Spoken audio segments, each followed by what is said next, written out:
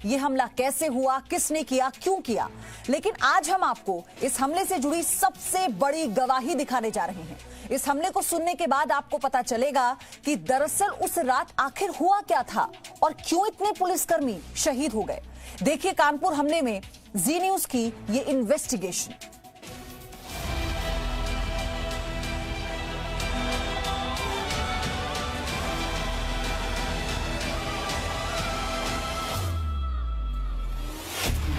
कानपुर के बिकरू गांव में पुलिस पर हमले की हम वो गवाही दिखाने जा रहे हैं जो अब तक आपने न सुनी और न ही देखी होगी। उस रात असल में क्या हुआ था, क्यों इतने ज्यादा पुलिसकर्मी शहीद हो गए, पुलिस पर विकास दुबे भारी कैसे पड़ गया, विकास दुबे और उसके गुर्गे भागने में कामयाब कैसे हो गए। इन सभी सवालों के जवाब वो गवाह देगा जो खुद उस दिन आधी रात को वहां मौजूद था। ये व्यक्ति कोई और नहीं, उस पुलिस टीम में शामिल बिठूर थाने के एसओ कौशलेंद्र प्रताप हैं। इस वक्त कौशलेंद्र प्रताप अस्पताल में इलाज करा रहे हैं। इनकी जान तो बच गई, लेकिन उस रात इन्होंने जो देखा वो बेहद खौफनाक था। कौशलेंद्र सिंह बिठूर थाने के एसओ हैं, लेकिन वो चौबेपुर थाना क्षेत्र में मौजूद बिकरू गांव विकास दुबे को पकड़ने गए थे।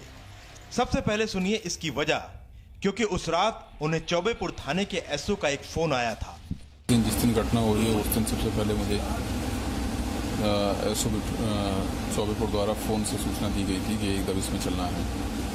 तो हम लोग जो है दबिश के लिए यहाँ से अपने थाने से करीबन 12:30 बजे के टाइम पे निकल गए थे और निकलने के बाद में वहाँ तकरीबन जो है हम लोग 1 बजे पहुँचे हैं। कौशलेंद्र प्रताप पुलिस टीम के बाकी साथियों के साथ विकास दुबे के घर से करीब 200 मीटर पहले ही गाड़ी छोड़कर पैदल जाने लगे। किसी को नहीं पता था कि हिस्ट्री शीटर और शातिर गैंगस्टर विकास दुबे को पुलिस के आने की सूचना पहले ही मिल गई थी। उसने मौत के खेल का पूरा मैदान तैयार कर रखा था। घर के पास ही जेसीबी मशीन खड़ी की गई थी ताकि पुलिस की टीम एक ही जगह इकट्ठी मिल जाए। जैसे ही पुलिस वाले जेसीबी मशीन को एक एक करके पार करने लगे, छतों से गोलियों की बौछार शुरू हो गई। जैसे ही पहुंचे तो पहले तो हम लोगों ने गाड़ियों को अपनी गाड़ियों को जो है वहीं नज़दीक वहाँ से करीबन 150-200 मीटर जो है पार्क कर दिया था। तो पार्क करने के बाद में वहाँ से हम लोग पैदल गए हैं। जी हम लोग पैदल पहुँचे तो रास्ते में उसने एक जेसीबी लगा के रखी थी पहले से। वो जेसीबी लगा कर रखी तो वहाँ से हम लोग जो है एक एक करके जैसे ही उसके घर के नज़दीक पहुँचे हैं तभी अचानक क्या हुआ, हमारे ऊपर जो है ताबड़तोड़ चारों तरफ से फायरिंग होने लगी। चूँकि अचानक होती हुई फायरिंग से हम लोग अपने आप को बचाने के लिए एकदम से जो है जगह जगह पे जो है आड़ लेने लगे और छिपने लगे। और जो ही हम लोगों ने अपने आप को थोड़ा सा सुरक्षित महसूस किया और फिर फायरिंग की, लेकिन क्योंकि टारगेट जो है हमें नज़र नहीं आ रहे थे, क्योंकि हम लोग नीचे की तरफ थे और वो लोग ऊपर की तरफ थे। और पहले ही राउंड में जो उन लोगों ने फायरिंग की थी उसमें हम लोगों के मैक्सिमम लोग जो है इंजर्ड हो चुके थे। छत पर अंधेरा होने की वजह से पुलिस को टारगेट यानी विकास दुबे और उसके गुर्गे नजर नहीं आ रहे थे, लेकिन गोली चला रहे बदमाश पुलिस को आसानी से देख पा रहे थे, क्योंकि जहां पुलिस की टीम मौजूद थी वहां रोशनी थी। यही वजह है कि पुलिस कुछ नहीं कर पाई और विकास दुबे के गैंग ने 8 पुलिसकर्मियों को शहीद कर दिया। लेकिन हमारी टीम जो है वो एकदम शांत बैठ गई थी।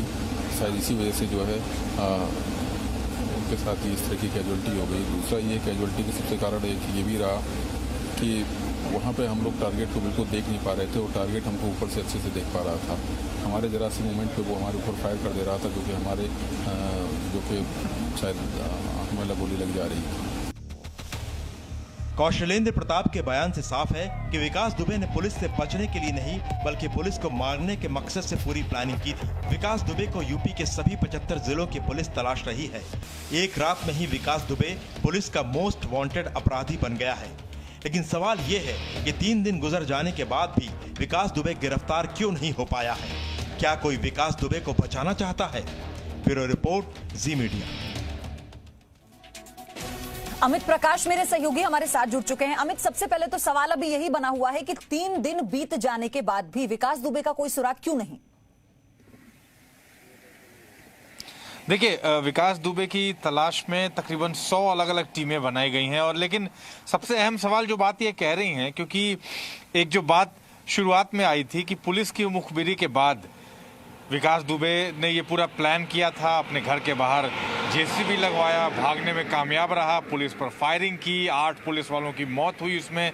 और जिस तरीके से ये पूरा घटनाक्रम, हम अगर आप सीक्वेंस ऑफ इंसिडेंट्स को अगर हम समझने की कोशिश करें तो उसमें अब आप ये सोच लीजिए कि पूरा का पूरा एक थाना, चौबेपुर थाना जो है, जो कानपुर के क्षेत्र में आता है, वो पूरा का पूरा थाना और भी संदेह के घेरे में है और वहाँ के पुलिस वालों को भी किससे भी पूछताछ की जा रही है।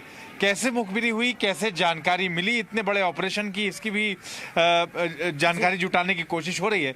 लेकिन पयोधी, एक बात मैं बिल्कुल साफ कहना चाहूँगा, जिस तरीके से विकास दुबे ने ये पूरा प्लान किया था और उसके बारे में एक एक करके जो इन्वेस्टिगेशन सामने आ रही हैं, अपने घर में उसने तहखाना बना रखा था, उसके घर में एक ऐसी जगह, छुपने की जगह थी जिसको उसने बंकर की तरह बनाया हुआ था, उसने अपने दीवार, जो घर की दीवारें थी, उसमें उसने हथियार चुनवा रखे थे।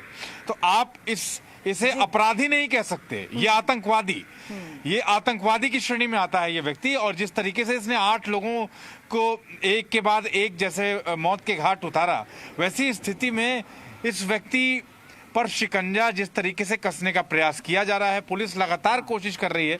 लेकिन आप ये सोच लीजिए मुखबिरी का नेटवर्क कितना स्ट्रांग है कि अब तक वो बचा हुआ है। जुड़ेंगी और उनसे पर्दा उठेगा। आप ये देखिए कि इतने समय से सक्रिय एक व्यक्ति, एक गैंगस्टर, और उसे वो कौन से व्यक्ति हैं जिनका संरक्षण मिलता है सिस्टम से, सरकार से, ये अपने आप में सबसे बड़ा खुलासा होने वाला है, जिसकी जांच चल रही है। और साथ ही सबको इंतजार, क्योंकि खुद मुख्यमंत्री कह चुके हैं कि प्राथमिकता यह है कि विकास दुबे को सबसे पहले पकड़ा जाए। कानपुर की घटना के बाद उत्तर प्रदेश में फिर से अपराधियों के खिलाफ ऑपरेशन क्लीन शुरू होगा। यूपी के डीजीपी मुख्यालय ने उत्तर प्रदेश में टॉप 33 यानी टॉप के 33 अपराधियों की लिस्ट बनाई है।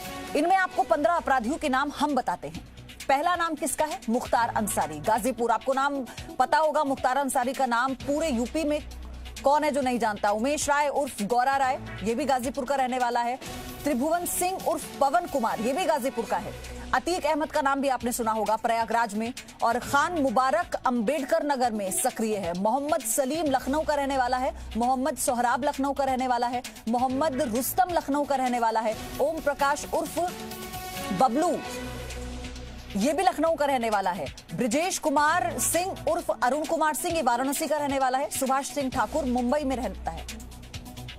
और आपको आगे बताएंगे कि वो कौन कौन से नाम हैं जो इस वक्त पुलिस की हिट लिस्ट में है।